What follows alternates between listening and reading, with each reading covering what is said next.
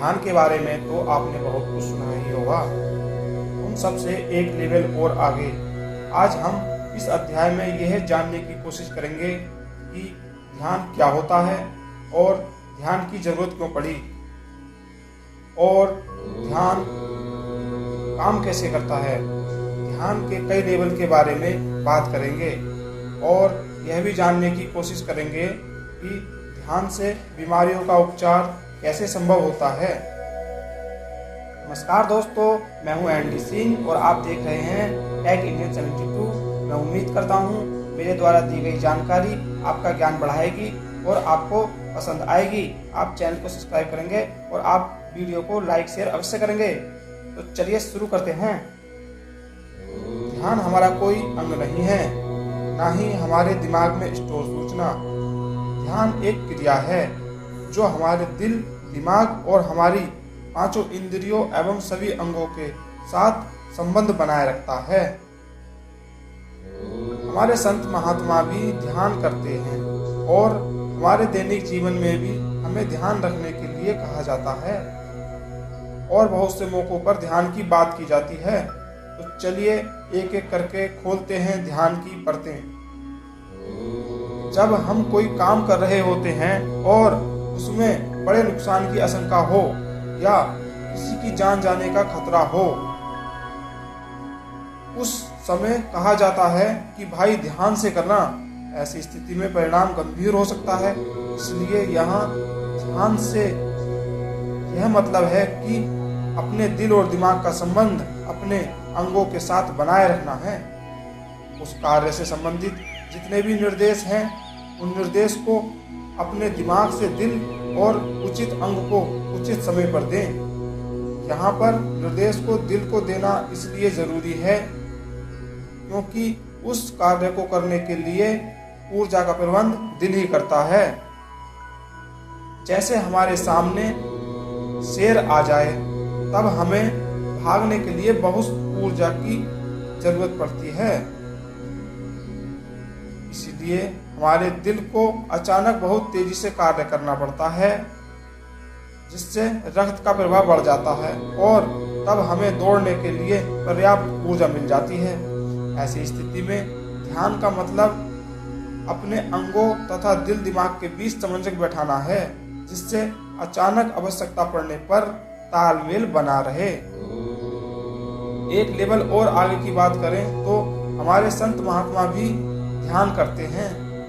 तो यह किस प्रकार का ध्यान है जिसमें कोई कार्य नहीं करते और फिर भी ध्यान करते हैं। तो चलिए इसको भी समझ लेते हैं। जब संत महात्मा ध्यान करते हैं तब वह सबसे पहले अपने दिल और दिमाग के बीच समन्वय बैठाते हैं, जिससे दिल और दिमाग के बीच चलने वाली अनावश्यक हलचल को समाप्त किया जा सके, जिससे कि दिमाग से आने वाले संकेत दिल तक अपने मूल रूप में आ सके। यदि दिमाग में कुछ नकारात्मक विचार होते हैं तो वह उन संकेतों को परिवर्तित कर देते हैं, जिससे वह अपनी मूल अवस्था से परिवर्तित हो जाता है। इसी के उदाहरण के तौर पे आपने कभी ना कभी यह महसूस किया होगा कि दिमाग कुछ कहता है और दिल कुछ समझता है। इस स्थिति में आदमी बड़ा लाचार हो जाता है और आदमी अपने कार्य में सफल भी नहीं हो पाता। यह सब दिल और दिमाग के बीच चलने वाली अनावश्यक हलचल से ही होता है। ध्यान करने वाले व्यक्ति स्वस्थ रहते हैं क्योंकि ध्यान करने से रोग नष्ट हो जाते हैं। तो चलिए इसको भी समझ लेते हैं। आपने यह तो देखा ही होगा कि हमारे संत महात्मा जब ध्यान करते हैं उस समय वह पद्मासन में बैठते हैं, जिससे कि प्राण ऊर्जा का चक्र आसानी से पूरा हो जाता है और प्राण ऊर्जा की तरंगों की गति बढ़ जाती है। यदि हमारे शरीर में कोई बीमारी है तो उस बीमारी के कण हमारी प्राण ऊर्जा में जुड़ जाते हैं और हमारे ऑरा में घूमते रहते हैं।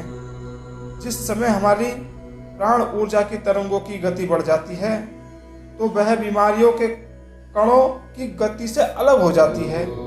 बीमारी के कणों को समान तरंगें न मिलने के कारण बीमारी के कण अनियंत्रित हो जाते हैं और हमारी प्राण ऊर्जा से बाहर निकल जाते हैं और हमारा शरीर स्वस्थ हो जाता है। इसी प्रकार से अनेक बीमारियों का उपचार किया जा सकता है। जितने समय तक आदमी ध्यान करता है उतने समय तक हमारी प्राण ऊर्जा की तरंगों की गति बढ़ जाती है और बीमारियों के कण धीरे धीरे औरा से बाहर निकलते जाते हैं। और यदि बीमारी के कणों की गति बढ़ जाती है और उच्च गति पर चक्र लगाने लगते हैं तो कणों का अभिकेंद्रीय बल बढ़ जाता है। बीमारी के कण बढ़े हुए अभिकेंद्रीय बल के बल पर अधिक समय तक गति नहीं कर सकते और एक समय बाद वह प्राण ऊर्जा के चक्र को छोड़कर बाहर चले जाते हैं और ध्यान करने वाला या रोगी उस बीमारी से मुक्त हो जाता है। आशा करता हूं कि उपचार की यह विधि आपको समझ आ गई होगी और आप इसका लाभ अवश्य उठाएंगे। चलिए फिर मिलते हैं एक नई इंफॉर्मेशन के साथ। जब तक के लिए खुश रहिए, मुस्कुराते रहिए और देखते रहिए टेक इंडियन 72। नमस्कार।